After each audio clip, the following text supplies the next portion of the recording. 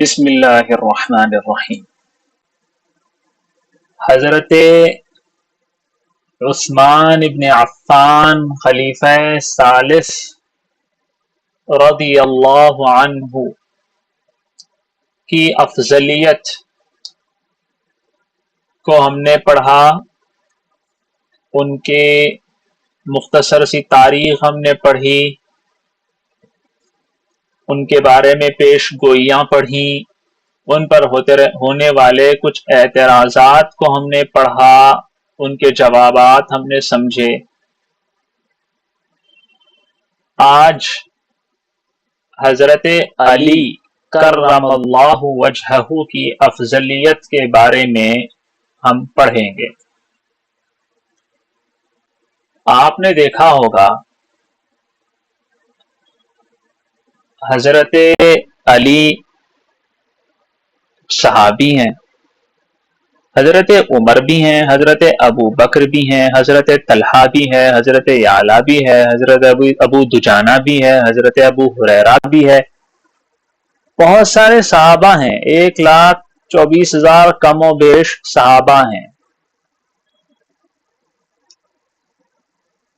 ان سب کو رضی اللہ عنہ کہا جاتا ہے، اور حضرت علی کو کرم اللہ وجہہ بھی کہا جاتا ہے، رضی اللہ عنہ بھی کہا جاتا ہے۔ یعنی ان کے ساتھ یہ دعائیہ جملہ خاص طور پر ایڈ کیا جاتا ہے جو کسی دوسرے صحابی کو نہیں دعا دی جاتی۔ ایسا کیوں ہے؟ کیا آپ لوگ جانتے ہو؟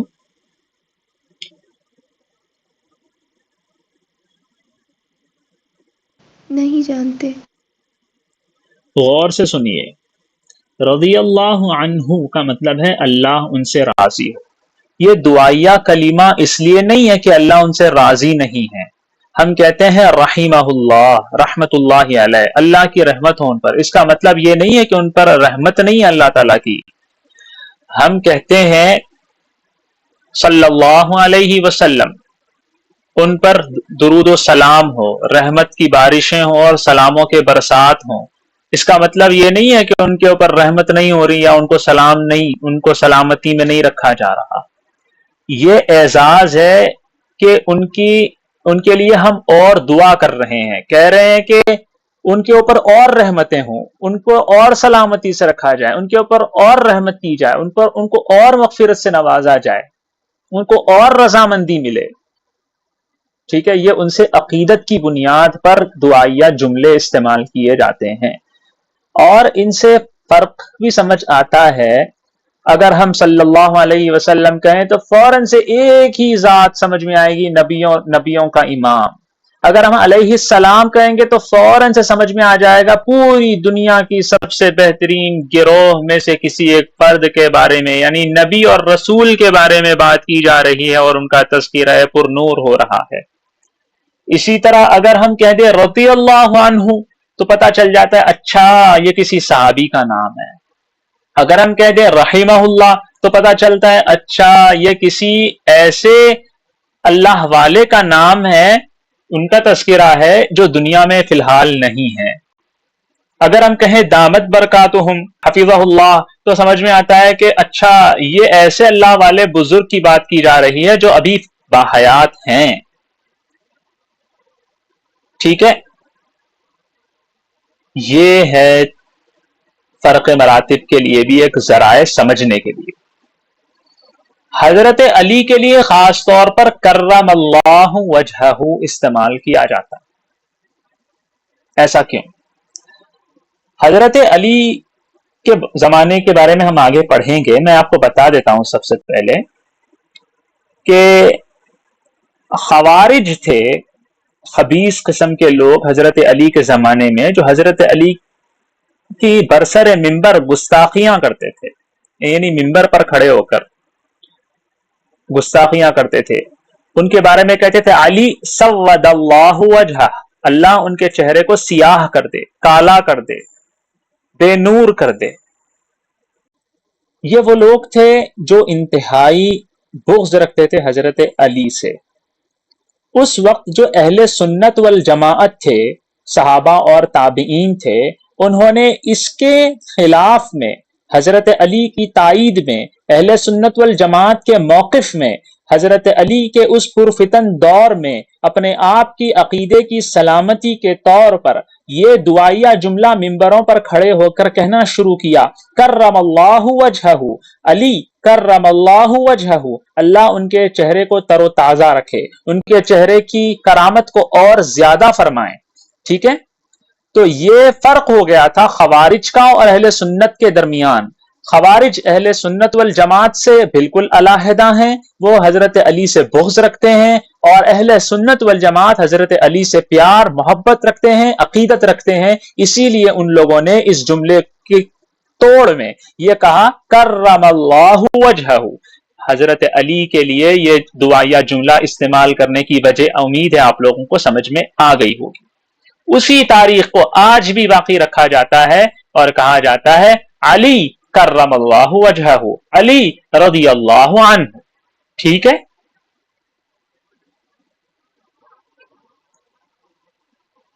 جی ٹھیک ہے.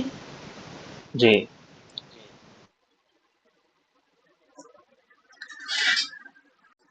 حضرت عثمان ابن عفان رضی اللہ عنہ کے بعد سارے صحابہ میں، ساری امت میں حضرت علی رضی اللہ عنہ کرم اللہ وجہہ تمام صحابہ کرام سے افضل اکمل تھے. یہ کس کا عقیدہ ہے؟ اہل سنت والجماعت کا عقیدہ ہے. حضرت عثمان کے بعد تمام صحابہ میں سب سے افضل حضرت علی تھے. عثمان غنی رضی اللہ عنہ کی شہادت کے بعد ذوالحجہ سن 35 ہجری میں مدینہ منورہ میں تمام مہاجرین، تمام انصار نے حضرت علی رضی اللہ عنہ کے ہاتھ پر خلافت کی بیعت کی، اور حضرت علی کی اس بیعت خلافت کو لکھ کر تمام بلاد اسلامیہ میں بھیج دیا گیا. سب نے حضرت علی کی اطاعت قبول کی تھی سوائے اہل شام کے، سوائے اہل شام کے انہوں نے بیعت نہیں کی.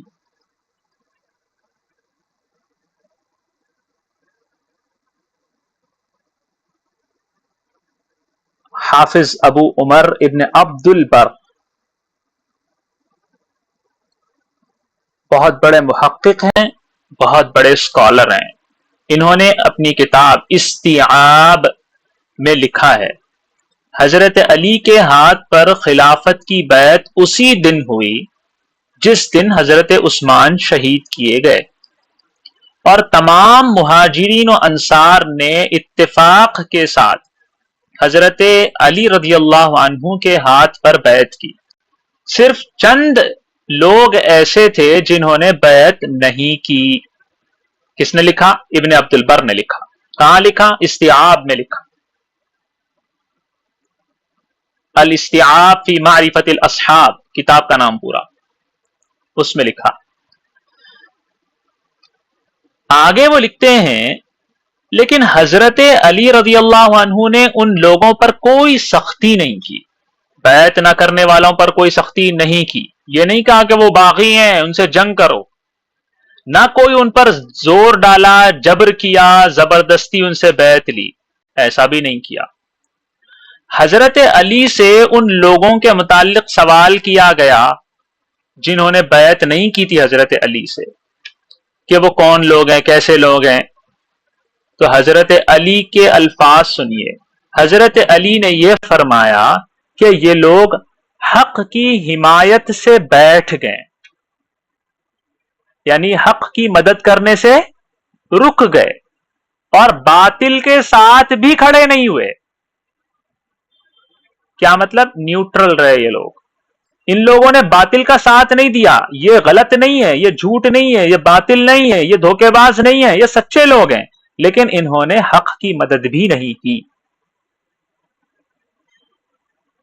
ایک اور روایت میں ہے حضرت علی نے یہ فرمایا یہ لوگ حق کی نصرت اور مدد سے علیحدہ رہے، اور باطل کی بھی مدد ان لوگوں نے نہیں کی.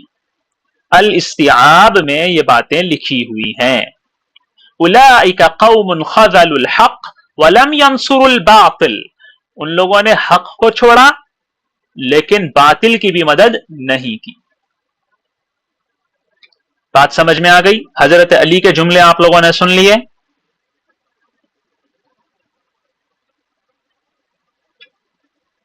جی بالکل. خلافت حضرت عمر کی شہادت کے بعد 6 آدمیوں میں محصور ہو گئی تھی. آخر میں حضرت عثمان اور حضرت علی ہی کے درمیان رہ گئی تھی. حضرت عثمان کی شہادت کے بعد حضرت علی بغیر کسی اختلاف کے خلیفہ مقرر ہو گئے تھے، کیونکہ خلافت اب 6 لوگوں میں ہی تھی. 6 میں سے 2 رہ گئے تھے اور 2 میں سے 1 شہید ہو گئے خلیفہ بن کر. تو اب بچے کون؟ صرف 1. ان کو خلیفہ بنا لیا گیا. اور صرف اس لیے ان کو خلیفہ نہیں بنایا گیا کیونکہ وہ ان 6 میں سے 1 تھے، یہ بھی ایک وجہ تھی. اس کے علاوہ حضرت علی، حضرت عمر، حضرت ابو بکر، حضرت عثمان کے وزیر خاص، مشیر خاص بھی رہے تھے، یعنی ان کا ان تینوں زمانوں میں مرتبہ تھا. حضرت عثمان کے آخر زمانے میں جو فتنہ پرداز تھے ان لوگوں نے بہت چاہا کہ حضرت عثمان کو معزول کر کے حضرت علی کو خلیفہ بنا دیا جائے، مگر حضرت علی رضی اللہ عنہ نے کسی طرح اس بات کو منظور نہیں کیا، ان کے دھوکے میں نہیں آئے، بلکہ ان باغیوں کے مقابلے میں اپنے بیٹے حضرت حسن رضی اللہ عنہ کو حضرت عثمان کی حفاظت کے لیے دروازے پر مقرر کر دیا، اور جتنا ممکن ہو سکتا تھا ہر ممکن طریقے سے ان باغیوں کو سمجھانے کی کوشش کرتے رہے. ایک روایت میں آتا ہے، مشہور روایت ہے، کہ جب حضرت عثمان ابن عفان شہید کیے گئے تو حضرت علی نے حضرت حسن کو ایک تماچا مارا کہ تمہیں میں نے ان کی حفاظت کے لیے بھیجا تھا، تمہارے ہوتے ہوئے ان کو شہید کیسے کیا گیا؟ ٹھیک ہے، یہ تھی ان کی آپس میں محبت، اتفاق.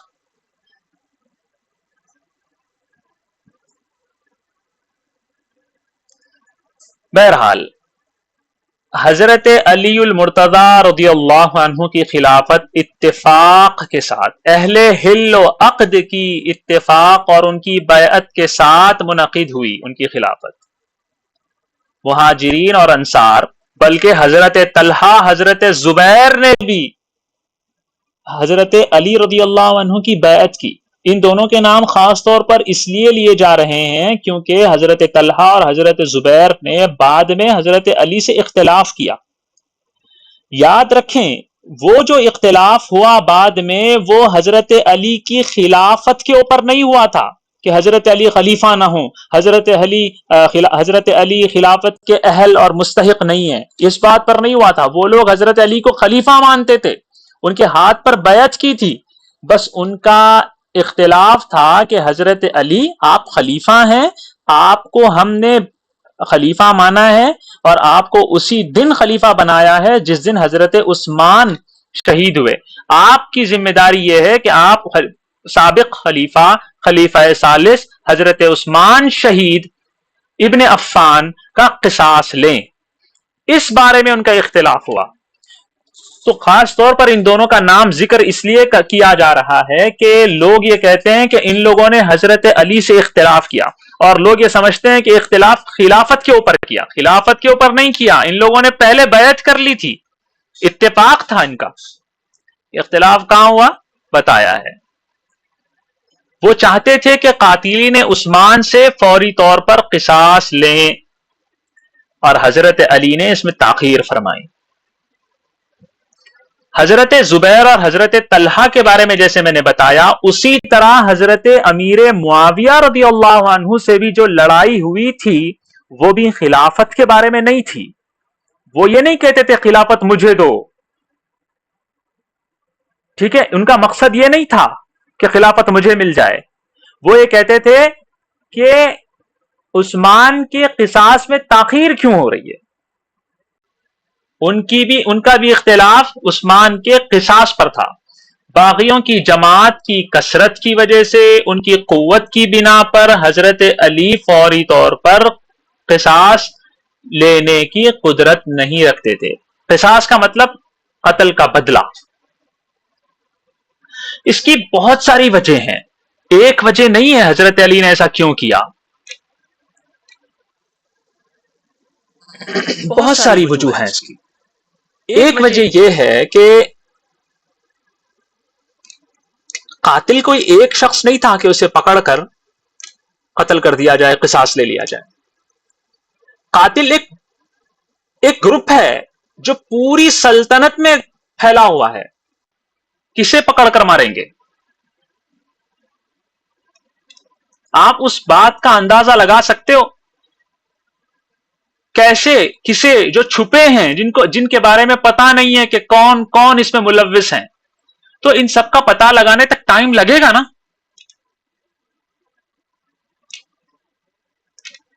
حضرت علی نے عثمان کے قصاص میں حضرت عثمان کے قصاص میں تاخیر کی، اس کی ایک وجہ بتا رہا ہوں. جب دشمن فتنہ پرور ہے، چھپ چھپ کے کام کر رہا ہے، اپنے چھوکروں کو بھیج رہا ہے، خود پیچھے بیٹھا ہوا ہے، اصل قاتل تک پتہ نہیں لگ رہا، معاملہ اتنا گڈمڈ ہے اور اتنی پیچیدگیاں ہیں کہ ابھی خلافت انہوں نے سنبھالی ہے، ان کے پاؤں خود ابھی جمے نہیں ہیں. یہ فوراً سے کسی کا پتہ لگا کر کیسے بدلہ لے سکتے ہیں، کیسے قصاص لے سکتے ہیں؟ حضرت علی یہی چاہتے تھے کہ پہلے میں ذرا جم جاؤں، پہلے میری خلافت مضبوط تو ہو جائے، پھر میں ضرور ان کا قصاص لوں گا. میں کیوں نہیں لوں گا؟ حضرت علی کا موقف سمجھ میں آیا؟ جی ہاں. تو دوسرے جو لوگ تھے ان کا بھی کہنا غلط نہیں تھا. بھائی اتنا بڑا خلیفہ ہے، ہم چھوٹے موٹے لوگوں کا قصاص لیتے ہیں، خلیفہ وقت کا قصاص نہ لیں، اس میں تاخیر کی جائے، یہ کیسی عجیب بات ہے. یعنی اگر ایسا ہوگا تو پھر ہمارا خون سستا ہو جائے گا، ہے نا؟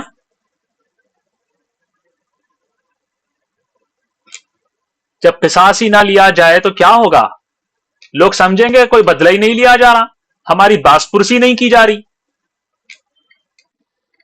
پوری دنیا میں کیا پھیل جائے گا؟ وقت کے خلیفہ کو قتل کر دیا گیا مسلمانوں کے، اور مسلمانوں نے اس کا بدلہ تک نہیں لیا. اتنے کمزور ہے مسلمان.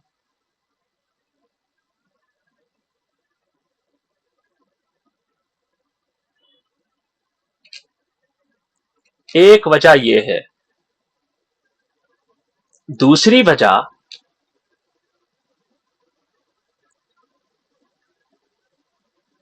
یہ بھی ہے کہ یہ جو قاتل تھے یہ اصل میں باغی تھے. کون تھے یہ لوگ؟ حضرت عثمان سے بغاوت کرنے والے. قاتل کے احکام الگ ہوتے ہیں، باغی کے احکام الگ ہوتے ہیں. اس بات میں کوئی تعجب نہیں ہے حضرت علی نے یہ گمان فرمایا ہو کہ لوگ وقت کے خلیفہ برحق حضرت عثمان غنی سے باغی تھے. جب ان کی شہادت ہو گئی ہے تو دوسرے خلیفہ برحق کے ہاتھ پر وہ بیعت کر چکے ہیں، تو ان کی بغاوت اب نہیں رہی. اور جب بغاوت نہیں رہی تو پھر کچھ تو خون کی بات ہی کیوں، جانی مالی نقصان کی بات ہی کیوں؟ جب بغاوت سے انہوں نے توبہ کر لی تو شرعی اعتبار سے ان کا کوئی مواخذہ بھی نہیں ہونا چاہیے. جیسے ایک انسان کافر ہوتا ہے، وہ توبہ کرتا ہے، اسلام میں آ جاتا ہے، تو شرعی طور پر اس پر کوئی مواخذہ نہیں کیا جاتا. اسلام سے پہلے اس نے جو کچھ کیا ہے وہ سب معاف کر دیے جاتے ہیں. جب ان لوگوں نے ایک خلیفہ سے بغاوت کی، وہ خلیفہ ختم ہو گئے. اس کے بعد انہوں نے دوبارہ سے بغاوت نہیں کی بلکہ حضرت علی کے ہاتھ پر بیعت کر لی، بغاوت ہی ختم کر دی. تو جب بغاوت ہی ختم ہو گئی ہے تو ان لوگوں نے توبہ کر لی. گویا جب توبہ کر لی تو پھر کس چیز کا ان سے قصاص لیا جائے، بدلہ لیا جائے؟ ایک بات یہ ہو سکتی ہے. ٹھیک ہے؟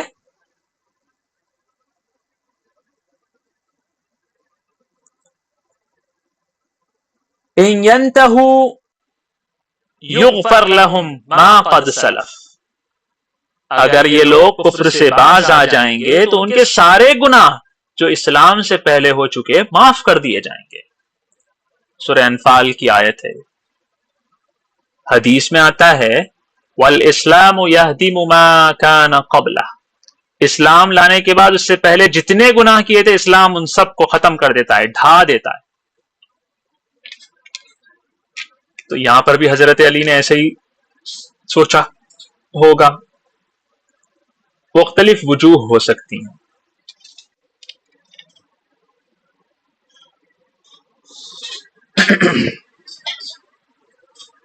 آگے چلتے ہیں۔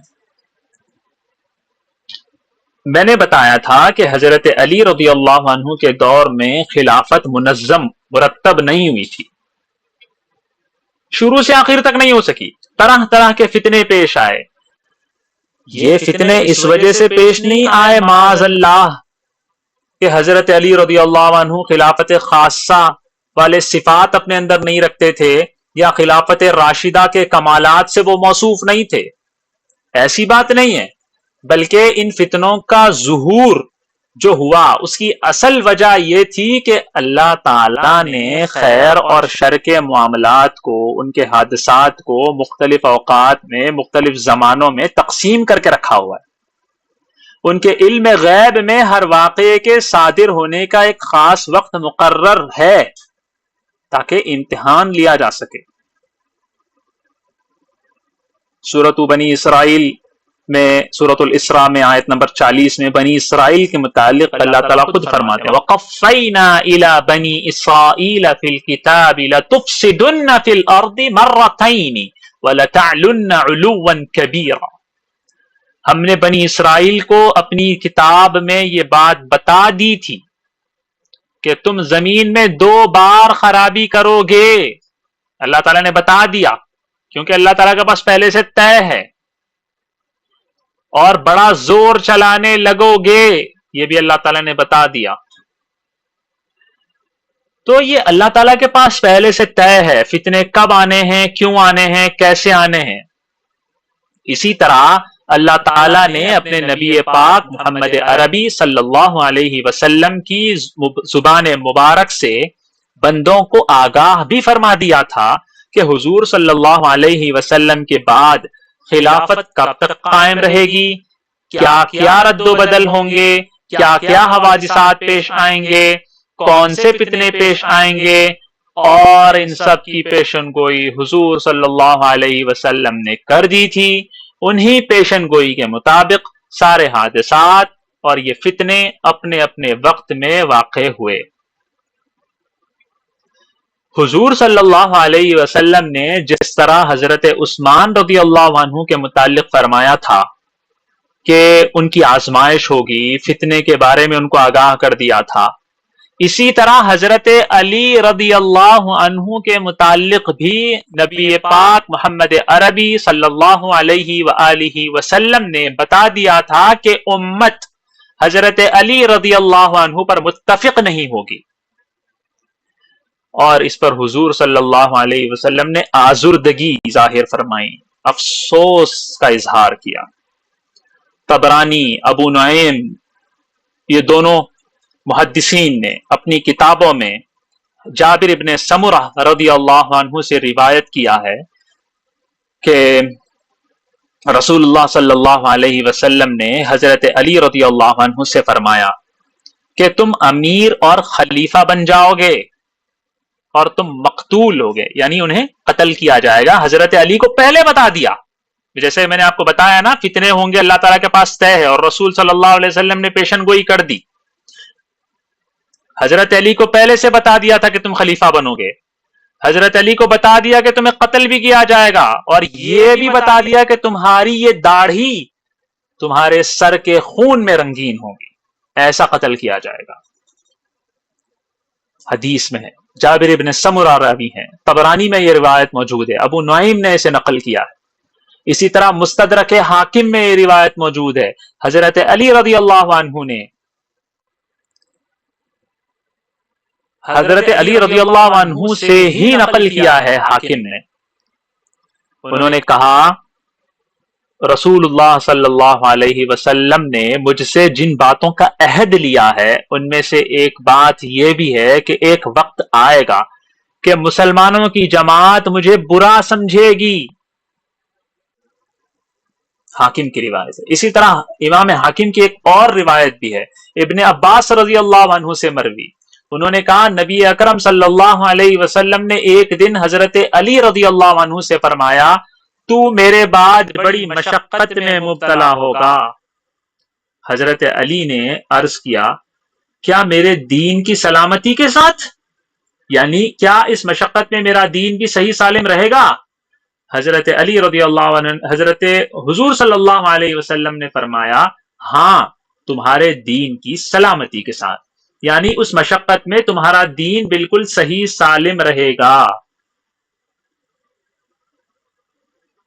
امام احمد ابن حنبل رحمہ اللہ نے حضرت علی کرم اللہ وجہہ سے روایت کیا ہے.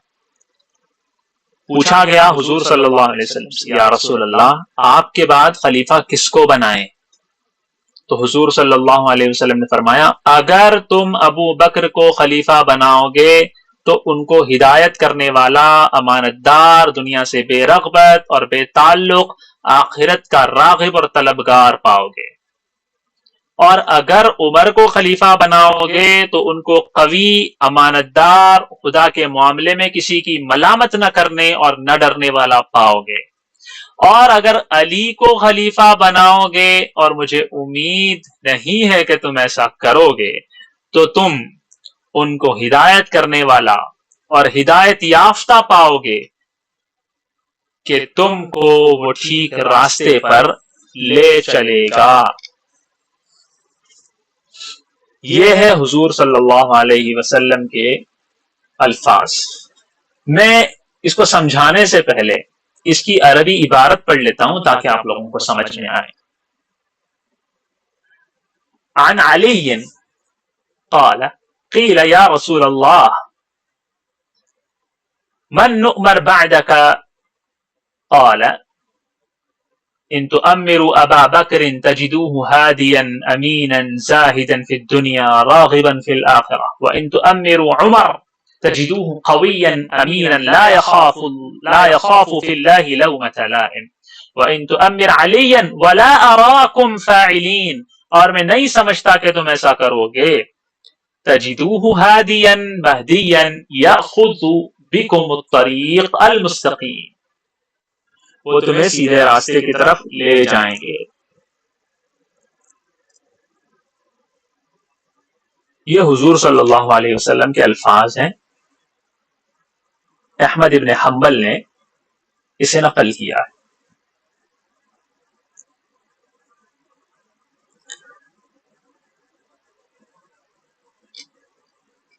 حضور صلی اللہ علیہ وسلم کا اس حدیث میں یہ ارشاد وَلَا أَرَاكُمْ فَاعِلِينَ اور مجھے امید نہیں ہے کہ تم ایسا کرو گے، اس بات کی طرف اشارہ ہے کہ حضرت علی رضی اللہ عنہ کی خلافت منظم نہیں ہوگی.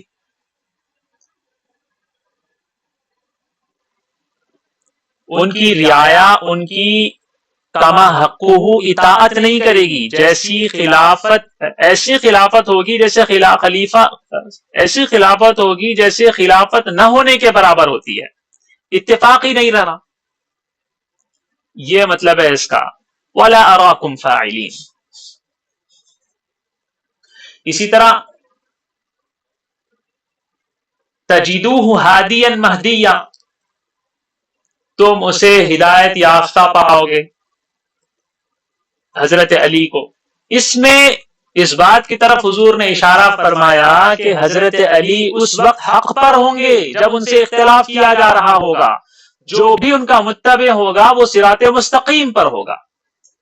تو مطلب کیا ہوا؟ مطلب یہ ہوا کہ حضرت علی رضی اللہ عنہ اپنے زمانہ خلافت راشدہ میں مکمل طور پر حق ہوں گے، اہل ہوں گے، خلافت کے مستحق ہوں گے، مگر امت ان پر متفق نہیں ہوگی.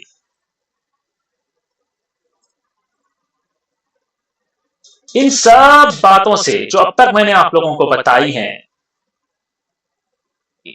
ان سب باتوں سے پتا چلتا ہے کہ حضرت علی کا زمانہ فتنوں کا زمانہ تھا، جس کے بارے میں حضور نے پہلے ہی پیشن گوئی کر دی تھی. ٹھیک ہے، بات سمجھ میں آئی؟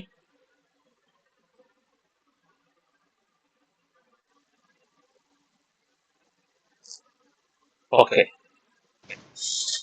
ہم دیکھتے ہیں کچھ صحابہ حضرت علی رضی اللہ عنہ سے آزردہ ہو کر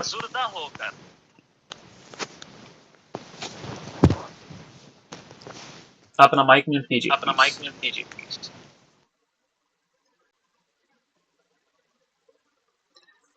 حضرت امیر معاویہ کے پاس چلے گئے تھے. ان صحابہ کے بارے میں بھی سن لیجئے کہ ان صحابہ کی آزردگی، غم، تکلیف، مایوسی کی وجہ شکایت تھی. ٹھیک ہے، شکایت تھی حضرت علی سے. وہ لوگ بھی حضرت علی رضی اللہ عنہ کی خلافت کی اہلیت اور حضرت علی رضی اللہ عنہ کی افضلیت کو مانتے تھے. ان میں سے کسی ایک نے بھی اس بات کا انکار نہیں کیا تھا کہ حضرت علی افضل نہیں ہے. یہ بات نہیں کہی تھی کسی نے، یہ بات کسی نے نہیں کی تھی کہ حضرت علی خلیفہ بننے کے اہل نہیں ہے. نہیں، سب مانتے تھے حضرت علی خلیفہ بننے کے اہل ہے، وہی خلیفہ ہے، وہی امت میں سب سے افضل ہے. ان کو شکایت تھی. بلکہ حضرت علی کو چھوڑ کر حضرت معاویہ کے پاس جانے والے جو صحابہ تھے، یہی وہ صحابہ ہیں جنہوں نے حضرت علی کے مناقب میں، ان کے فضائل میں بے شمار روایات پیش کی ہیں. حضرت علی کے فضائل لوگوں کو سنائے ہیں. صحابہ چاہے کسی بھی جانب رہے ہوں، حضرت علی کے جانب رہے ہوں یا حضرت معاویہ کے جانب رہے ہوں، فضائل حضرت علی کے سنانے میں، مناقب حضرت علی کے پھیلانے میں، بولنے میں کسی قسم کی کوئی دریغ نہیں کی انہوں نے.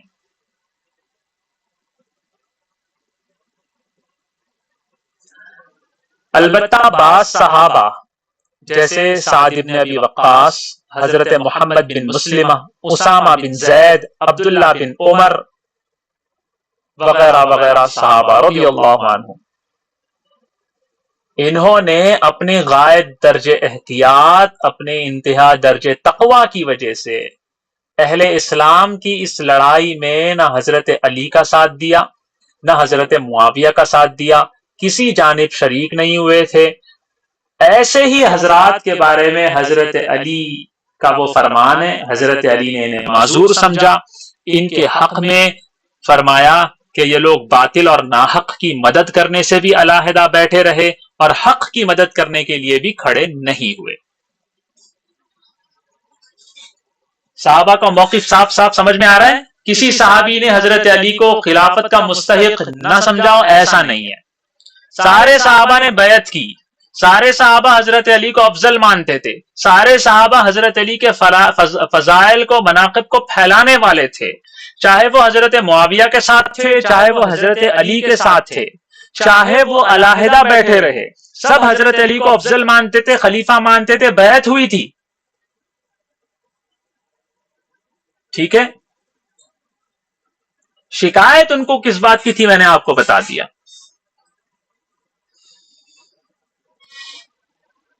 حضرت علی کو چھوڑ کر کیوں گئے؟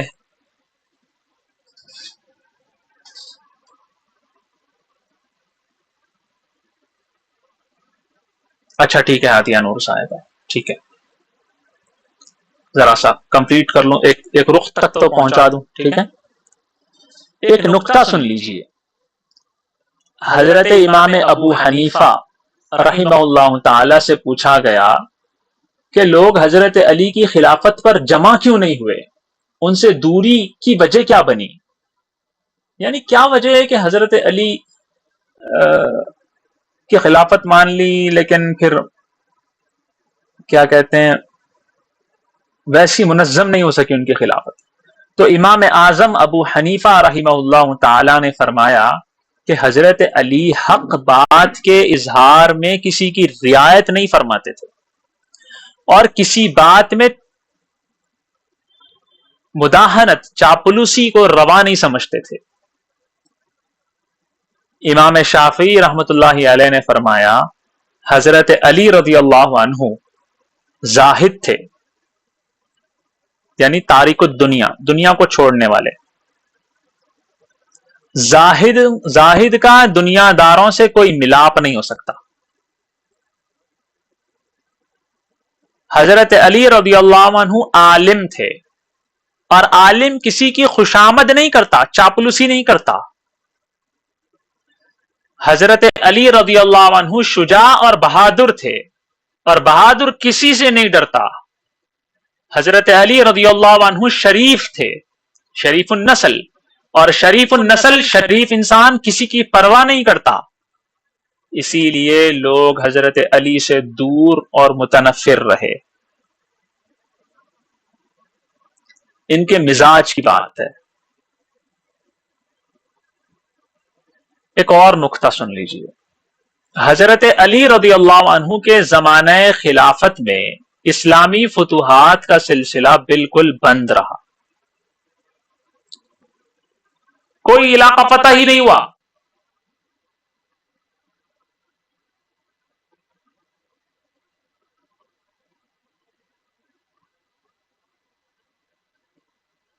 ایسا نہیں تھا کہ حضرت علی کے اندر اہلیت نہیں تھی، شجاعت کی کمی تھی، ایسا نہیں تھا.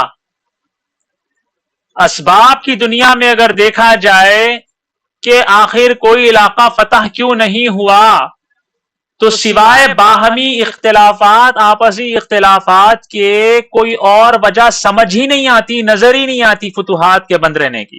بھئی آپس ہی میں لڑ رہے ہیں، آپس ہی میں خلافت منظم نہیں ہے، مرتب نہیں ہے، مستحکم نہیں ہے، تو کہاں سے فتوحات ہوں گی؟ اسباب میں نہ ہونے، یعنی فتوحات نہ ہونے کے اسباب میں سوائے اس سبب کے کوئی اور وجہ نظر نہیں آتی. لیکن حضرات شیعہ یہ کہتے ہیں کہ صحابہ کرام حضرت علی رضی اللہ عنہ کے مخالف تھے. وہ نہیں چاہتے تھے کہ حضرت علی خلیفہ ہوں، اس لیے انہوں نے جان بوجھ کر حضرت علی رضی اللہ عنہ کی خلافت میں رخنا ڈالا اور بغاوت کرنے کی کوشش کی، فتنہ و فساد برپا کر کے رکھا ہوا تھا. پہلے 3 خلیفہ کے لیے تو جان مال سے مدد کی اور ہر حال میں ان کے ساتھ شریک رہے، اور حضرت علی کے موقع پر انہوں نے ان کا ساتھ چھوڑ دیا تھا. لہٰذا یہی وہ لوگ ہیں جو حضرت علی رضی اللہ عنہ کے زمانے میں کسی قسم کی فتوحات نہ ہونے کا سبب بنے. ان کا اعتراض، ان کی وجہ سمجھ میں آئی. وہ کہتے ہیں صحابہ کی وجہ سے فتوحات نہیں ہوئی، صحابہ نے ساتھ چھوڑا، صحابہ نے بغاوتیں کی. ٹھیک ہے، اچھا ایسی بات ہے. بھائی ہم یہ کہتے ہیں کہ باہمی اختلافات کی وجہ سے فتوحات نہیں ہوئی، وہ کہتے ہیں صحابہ کی وجہ سے نہیں ہوئی. ٹھیک ہے، ہم یہ کہتے ہیں کہ آپ کی یہ جو بات ہے یہ بالکل بھی عقل میں آنے والی نہیں ہے. عقل اس کو تسلیم ہی نہیں کر سکتی.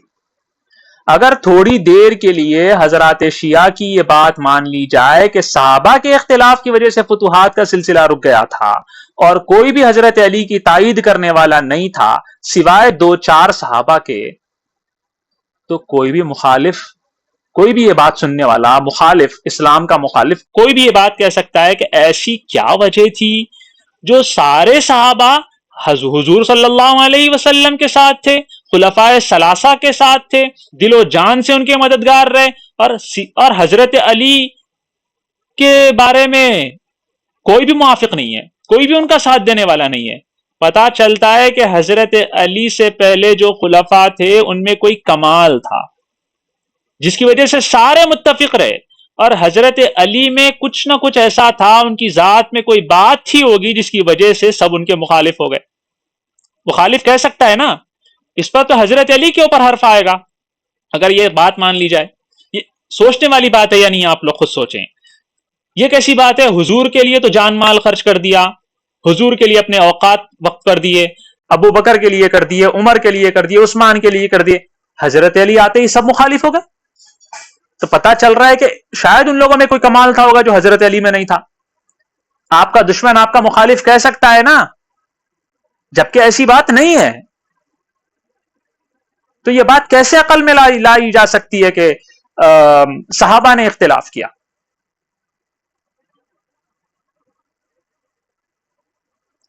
میری بات سمجھ میں آئی؟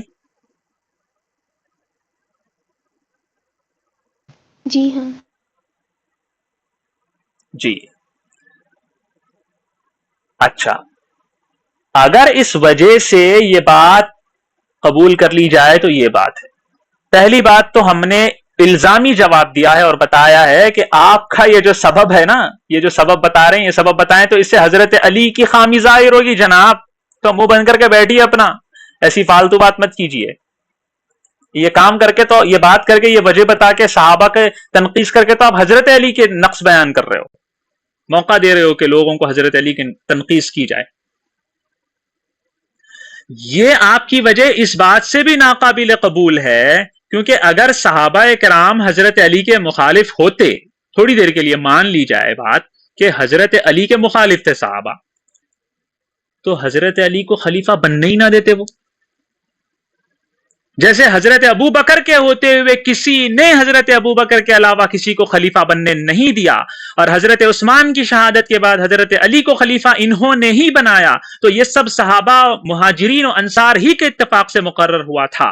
حضرت علی رضی اللہ عنہ اپنی شجاعت، اپنی ظاہری باطنی قوت کی وجہ سے خلیفہ نہیں بنے تھے، وہ صحابہ کے اتفاق کی وجہ سے بنے تھے. اگر صحابہ یہ چاہتے کہ حضرت علی خلیفہ نہ بنے تو حضرت علی بن ہی نہیں سکتے تھے، خلیفہ ہونے ہی نہیں دیتے. وہ ان کو خلیفہ بنا کر فتنہ و فساد اور بغاوت کرنے کی ضرورت کیا تھی؟ وہ تو صحابہ نے اتفاق سے ان کو خلیفہ بنایا، تبھی تو وہ خلیفہ بنے. کیسی بات کرتے ہو آپ؟ عقل میں آنے والی بات ہی نہیں ہے. سمجھ میں آئی بات؟ جی.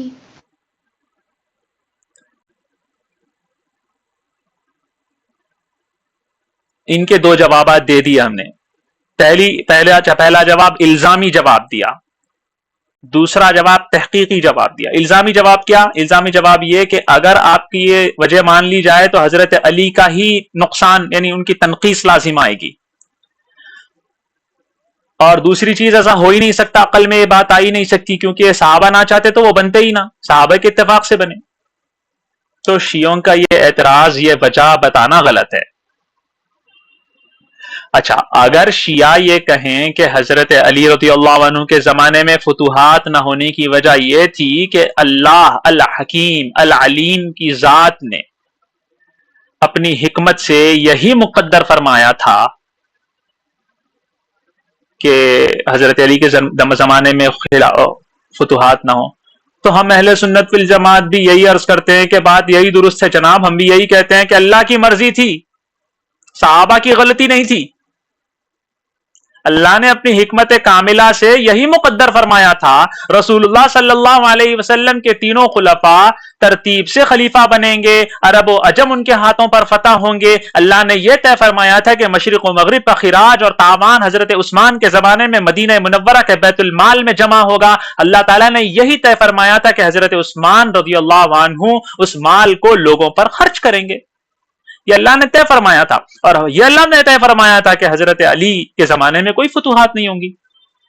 ہم بھی یہی کہتے ہیں، آپ بھی یہی مانو. کیوں ان لوگوں کو دوشی بنا رہے ہو جنہوں نے کوئی غلط کام نہیں کیا؟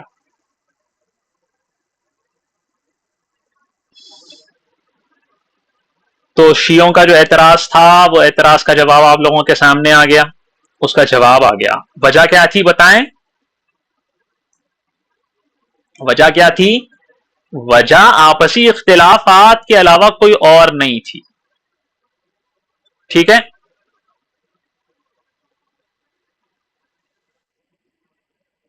صحابہ نے حضرت علی کا ساتھ نہیں چھوڑا تھا.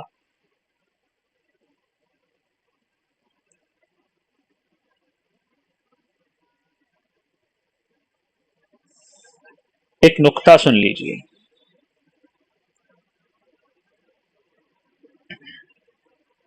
جس طرح بہت ساری روایات سے یہ ثابت ہے کہ حضور صلی اللہ علیہ وسلم نے یہ خبر دی ہے کہ امت حضرت علی رضی اللہ عنہ پر متفق نہیں ہوگی۔ اسی طرح بہت ساری احادیث میں یہ بات بھی موجود ہے کہ حضرت علی رضی اللہ عنہ اپنے زمانہ خلافت میں ہدایت پر ہوں گے اور مسلمانوں کو سیدھے راستے پر لے جائیں گے اور حق ان کے ساتھ ہوگا۔ حضرت علی جدھر ہوں گے حق بھی ادھر ہوگا۔ حضور صلی اللہ علیہ وسلم نے یہ فرمایا۔ امام حاکم نے ابو ذر رضی اللہ عنہ سے روایت کیا ہے کہ حضور صلی اللہ علیہ وسلم نے یہ بھی فرمایا، من فارقک یا علی فارقنی، اے علی جو تجھ سے جدا ہوا وہ مجھ سے جدا ہوا۔ اسی وجہ سے حضرت علی رضی اللہ عنہ خلافت سے دستبردار نہیں ہوئے۔ یعنی ایسا نہیں ہوا کہ حضرت علی سے اختلافات ہو رہے ہیں تو حضرت علی نے خلافت چھوڑ دی، بھائی اختلافات کیوں، امت میں اتحاد ہونا چاہیے، خلافت چھوڑ دیتا ہوں میں۔ نہیں، حضرت علی کو پہلے ہی حضور نے بتا دیا تھا کہ تم حق پر ہوں گے، جس نے تمہیں چھوڑا اس نے مجھے چھوڑا۔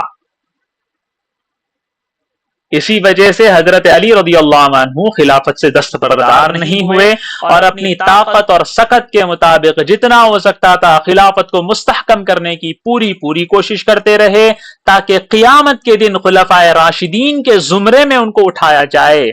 جیسا کہ حضرت عثمان کو بھی انہوں نے دیکھا کہ لوگوں کے شور اور ہنگامے کی وجہ سے انہوں نے خلافت سے دستبرداری اختیار نہیں کی، اسی لیے حضرت علی کو بھی یہ یقین ہو گیا تھا کہ میں خلافت میں حق پر ہوں، کوئی وجہ نہیں بنتی کہ میں کسی کی وجہ سے میں خلافت سے دستبردار ہو جاؤں، بغیر کسی وجہ کے حق پر ہونے کے باوجود بھی اس حق سے دستبردار ہو جاؤں۔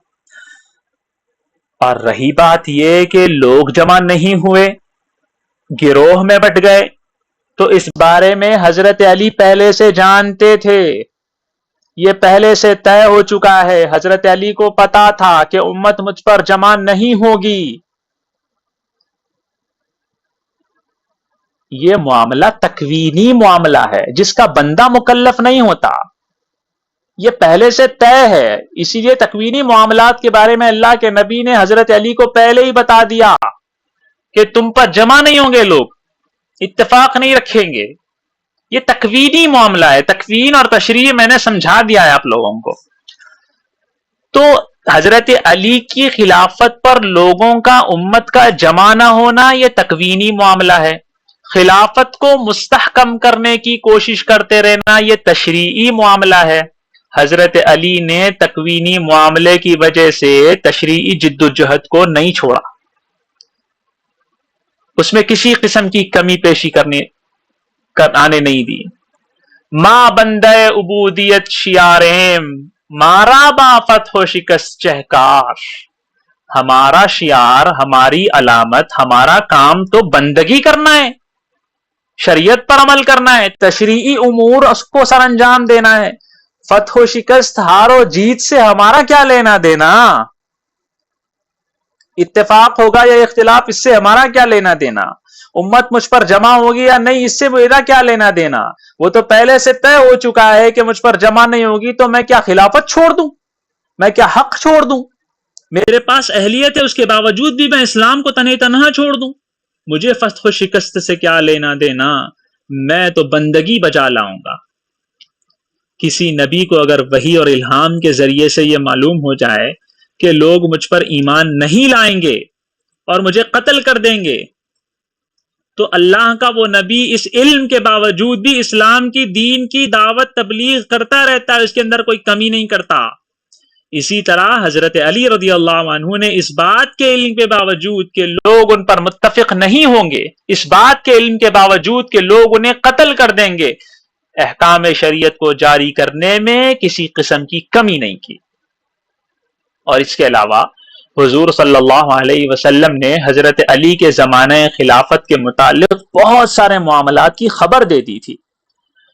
ان خبروں میں حضور نے بتایا تھا خوارج کے بارے میں، روافض کے بارے میں، کہ یہ دونوں گروہ ظاہر ہوں گے۔ حضرت علی کو ان دونوں گروہوں کے بارے میں پتا تھا کہ یہ ایک افراط کا شکار ہوگا، ایک تفرید کا شکار ہوگا۔ یعنی ایک کمی کا شکار ہوگا، ایک زیادتی کا شکار ہوگا۔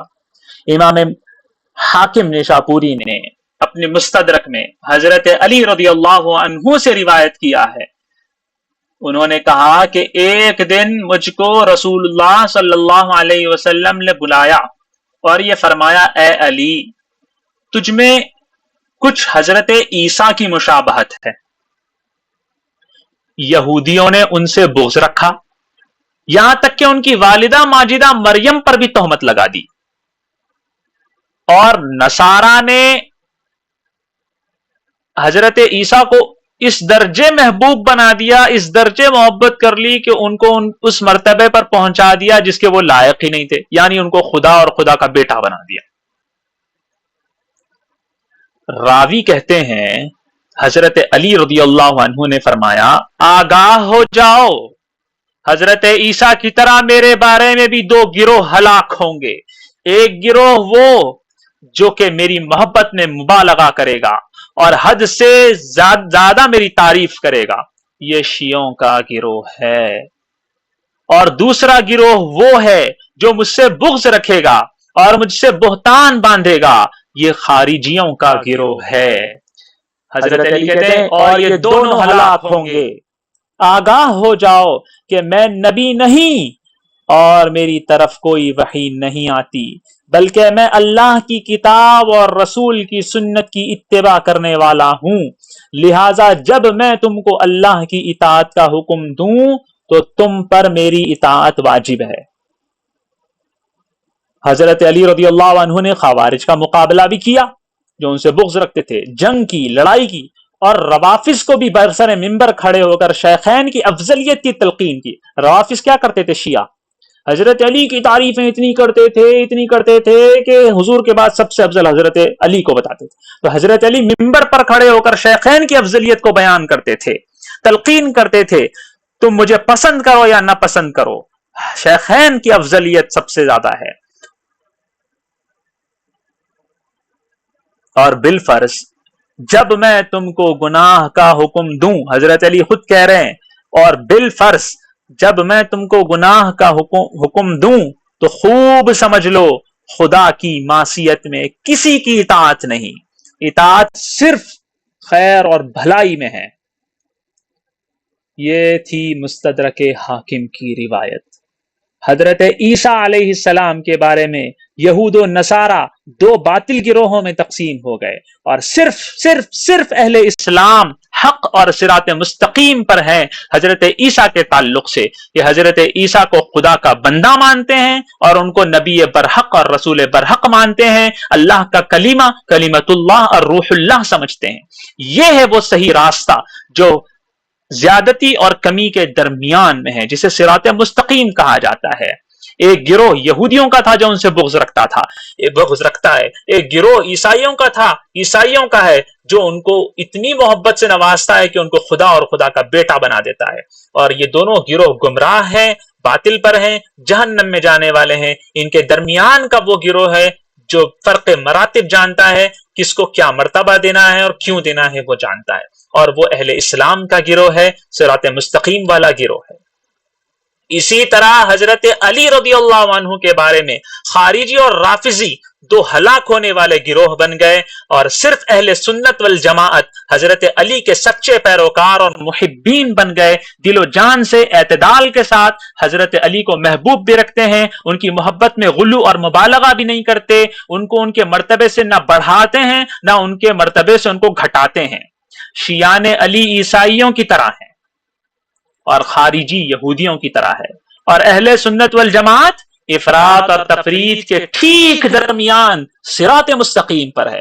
اور اس آیت کے مصداق ہیں وَكَذَلِكَ جَعَلْنَاكُمْ أُمَّةً وَسَطًا، اور اسی طرح ہم نے تم کو ایک درمیانہ امت بنایا ہے۔